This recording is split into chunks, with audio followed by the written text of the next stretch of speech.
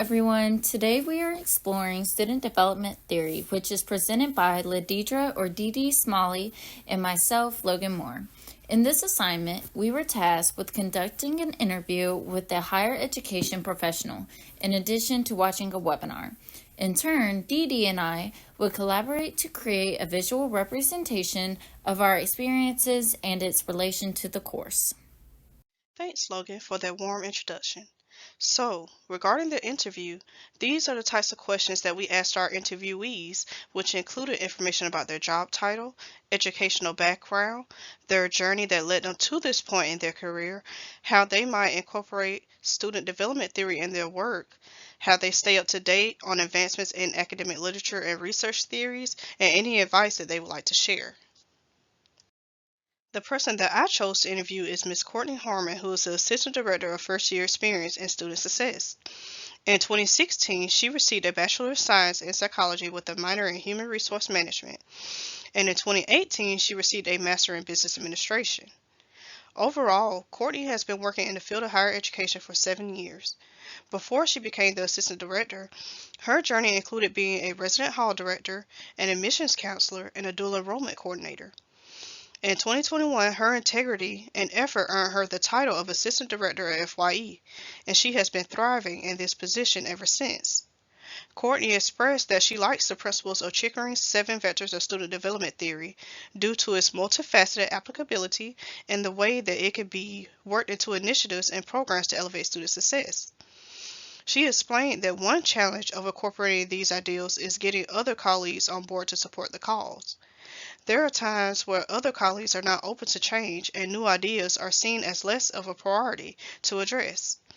She gave the advice that persistence and courage is the key to overcome that hurdle. The opportunity to gain support is never intangible. Nevertheless, the way that she stays up to date on theories and literature is by attending conferences related to her profession and engaging in committees that seek to promote change for student success. In fact, she is currently a part of a committee that is launching a quality enhancement plan initiative that seeks to promote a high-impact integrated learning approach both inside and outside of the classroom.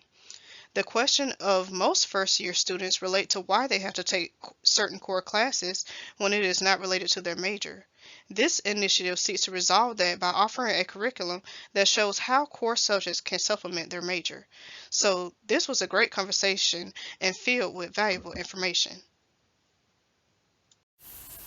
I interviewed Dr. Elizabeth Huggins, the Director of First and Second Year Experience at Augusta University. In 1989, Dr. Huggins obtained a Bachelor of Arts in Psychology from Furman University in Greenville, South Carolina. Then she attended the University of Georgia in 1992 to obtain a college student personnel and higher education degree. After she got her master's, she worked in a shelter for abused children for 2 years and worked at a preschool for 3 years. Then she began her higher education career in 2000 as an instructor for a first-year course. Then, from 2004 to 2013, she was coordinator for first-year courses, all at Augusta University. And from 2013 to the present day, she was the director of first and second year experiences. While in the director position, Dr. Huggins attained her Doctor of Education in Student Affairs Leadership and Higher Education from UGA. Throughout her career, she has utilized several different student development theories. However, the one theory she refers to the most is Aston's Input Environment Outcome Theory. She stated Aston's theory is that students come in with much knowledge or input. While in college, they learn about themselves, so their input is shifting and developing, and the output is what they are or who they are when they graduate. One of the benefits of utilizing theories that Dr. Huggins mentions is that whenever it comes to event planning, she frames her events through a theory to see if it will be beneficial to the student. One of the challenges of using theory in her work is that theory isn't always the answer. She states that they are a great way to guide her in her work, but she can't always rely on them. She tries to stay up to date on higher education literature and research by networking with her coworkers and carving out time in her schedule to read up on the news within higher education articles or news sites. Lastly, the advice that she gave me was to be fluid and flexible, be willing to use different theories, and find a theory that you love so you can insert it into the majority of your work. To recap, both of our interviews were conducted in person, and overall, we agreed that our interviewees had similar characteristics. These characteristics include being easygoing, informative, constructive, and attentive to the questions asked of them. In addition, we watched a webinar on the authors of Student Development Theory in college, which was informative, insightful, and engaging. At this point, we are asked to think about 3 to 5 things that stood out to us from the interview and the webinar. Collectively, we agreed that the things that stood out to us was our interviewees' educational journeys, career paths, the duties and challenges associated with their positions, and the way that they apply student development theory in their profession. These were the most interesting components of the interview for us. It was personal and unique to our interviewees, and it was fun to be able to step into their world and gain insight on how they progress into the people that they have become. Regarding the webinar, it was interesting to gain insight from the experts of the field and see how they use certain models in their profession. We also talked about the versatility of their work. Being comprehensive and grounded in research makes their work reputable to other colleagues. Logan and I also talked about the impact that this work has on scholars. It encourages students to think critically while engaging in dialogue about student development theory. The way the authors explain several development models encourages students to take time to understand that there are several facets to establishing an identity and that there should be time to reflect on that. It is important to consider the variables and contexts that can cause an individual's perspectives to change. Even though most people like to maintain certain values and beliefs regarding their identity, other sectors of their identity can be explored, making the need for progression and growth an ongoing adventure. Next, we compared the way that we believe our experiences compare to the course readings and discussions. When I think about these experiences and the way that they relate to the course, it helps me to see in real time how educators use their understanding of student development theory to bring innovation to their profession. I believe that this in turn gives them purpose to strive higher and to continue to do the things they do to impact students.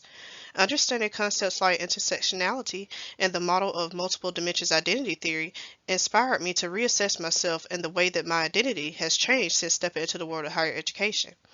Since beginning my master's program, my thought processes have evolved, and so has my ability to teach and learn from others. I learned about critical race theory and how everyone can be privileged and oppressed in their own way. I gained insight on the roles that race, spirituality, and sexuality play in establishing one's identity. The way I think about student development theory and how to apply it to practice motivates me to continue on my path of being a lifelong learner and someone who stays up to date on what's happening in higher education, and to be aware of the values and beliefs that matter to students. Talking about models like Chickering's vectors and Marcia's identity development model with other colleagues helped to deepen my understanding of how these ideals are important and how it can be put into practice. From this perspective, doing projects like this will always be beneficial. I can't think of a better opportunity and tool to have to advance in my profession. Reflecting on the interview with Dr. Huggins and watching the YouTube video, I have found the importance of staying current on theories within my higher education profession. One of the authors in the video states, the more people study student development theory, the bigger the critics they become.